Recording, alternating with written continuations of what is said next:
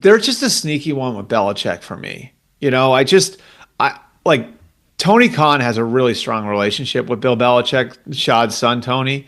Um, to the point where, so when they hired Doug Marone, as like the full time when they removed the interim tag, what was that, 17? I think 2017, right? That was largely on the advice of Bill Belichick to do it. So Bill's had the ear of ownership in that place for a while now. You know what they say? Fool me once, strike one. But fool me twice, strike three. Whoa, talk about drastic takes being made. This is Sports Guy Talking that you guys are watching and listening to.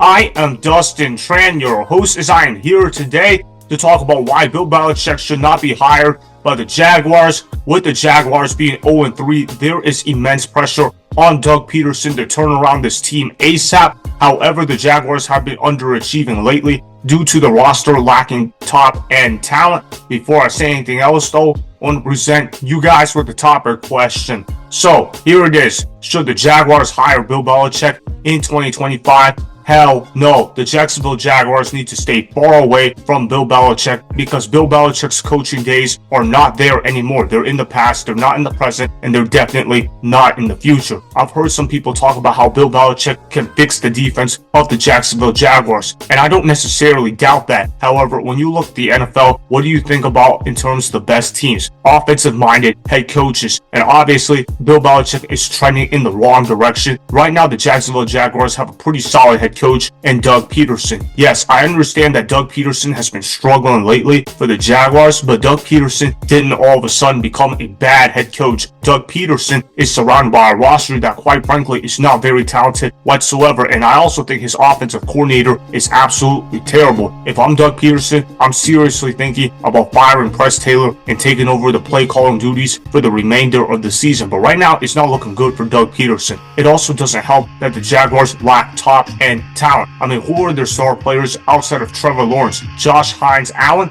I mean, he's a decent edge rusher, but he's not really considered a star by many people. I mean, they also got Cam Robinson as well. He's a decent player, but he's not necessarily a great player. Who are the wide receivers for the Jacksonville Jaguars? It's not exactly like the Jaguars are loaded with talent. You look at that Jaguars team, and you're thinking with an average coach, they might be able to win 6 games with that roster. I think the general manager of the Jacksonville Jaguars should be on the hot seat. He should be the one facing the heat from the media, not Doug Pederson. I also found what Albert Breer said about the Jacksonville Jaguars being interested in Bill Belichick to be intriguing. I say that because he listed out some reasons for why Bill Belichick could be hired by the organization. Roll the film. I just wonder if that's not rattling around in the heads of ownership there now, especially when you're building a new stadium, and not a new stadium, but you're renovating your stadium. And now, you've got like sponsorship to sell, you've got suites to sell, like all of that stuff, right? Do you need some more credibility? It's just, there are some things that line up there where I wouldn't totally rule out that as a viable possibility for Belichick in 2025. What? Bro, what are you talking about, man? Bro, I'm out, man. That nigga's tripping.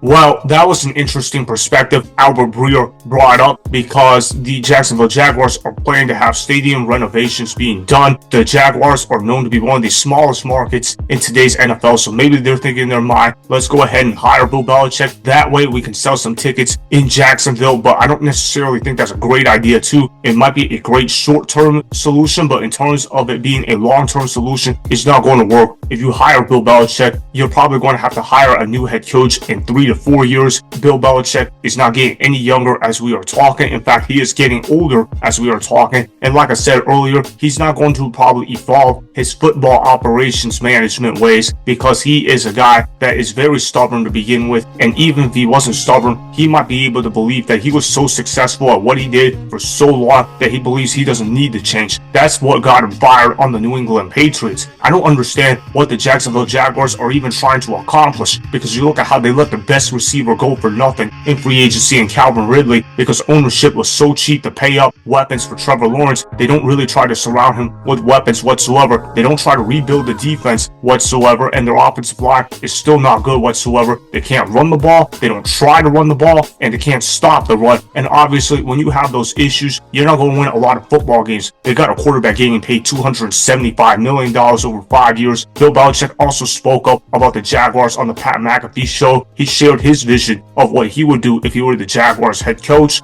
Roll the film. Well, I think the big thing with Jacksonville that would really help them offensively is if they get the running game going. And that's something that has been sporadic for them, but they really just don't run it very much. I mean, they throw the ball a lot, and so, they end up in a lot of pass protection, a lot of passing situations, and the ball's in Lawrence's hands. I think it would help him if they could balance that out a little bit. And again, they've had some production in the running game. I think they just, need maybe a little more of a commitment or stick to it. Why didn't Bill Belichick talk about weapons? Why didn't he address the passing game of the Jacksonville Jaguars? That obviously is one of the biggest problems in Jacksonville. And if you're going to get hired as the head coach of the Jaguars, you better be able to get some production out of Trevor Lawrence. Obviously, the Jaguars did not pay attention to Bill Belichick post-Tom Brady days because he was one of the worst coaches when it came to getting quarterback production out of his players. Obviously, Mac Jones regressed during his time with Bill Belichick as the head coach. It also didn't help that Mac Jones wasn't very good as a quarterback, but that's another story for another day. If the Jaguars hire Bill Belichick, that could potentially ruin Trevor Lawrence's confidence as well. I know he's not really playing good football right now whatsoever, and I think that Trevor Lawrence needs to get a lot of blame thrown towards him, but I don't think the organization has done a great job developing Trevor Lawrence. You don't just win a playoff game in Jacksonville and then all of a sudden become a scrub overnight. That tells me the organization has not done a good job developing him whatsoever. You'll also look at the supporting cast of the Jaguars and you'll wonder, what in the hell are the Jaguars doing?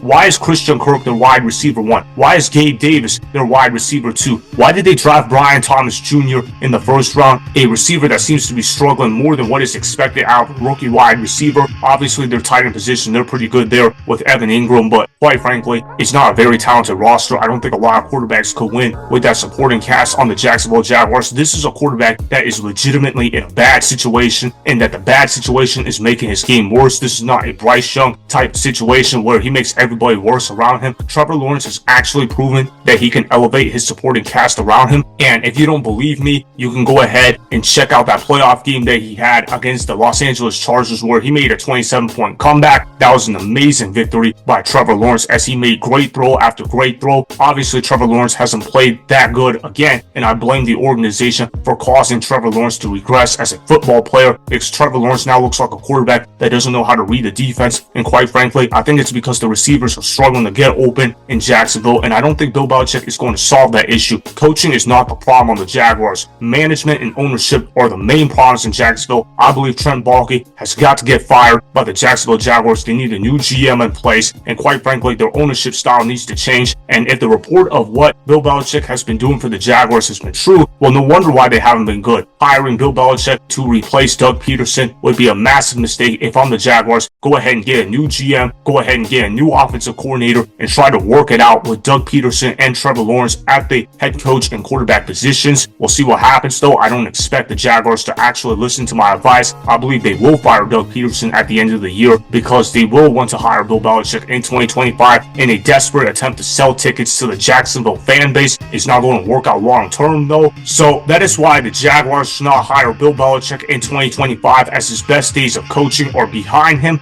Remember, go ahead and subscribe to Sports Guy Talking, like the video, and please comment down below. If you guys do that, I may shout you guys out in my Instagram story every Monday. That will be for the @DustinNashTran Instagram account. Make sure to follow me on Instagram @DustinNashTran, and that's Sports Guy Talking. Also, go follow me on Twitter @DustinNashTran. Again, go ahead and do those things that I just told you guys to go do. Hopefully, you guys enjoyed the content that was just produced. Peace out. I hope you enjoyed that video. Want more Sports Guy Talking, the home of great sports content? Make sure you click that subscribe button to get the latest from Sports Guy Talking. Go ahead and like the video, comment down below, check the description box on the video in order to follow my Instagram and Twitter. Also, be sure to check out more of the best clips from the YouTube channel, Sports Guy Talking.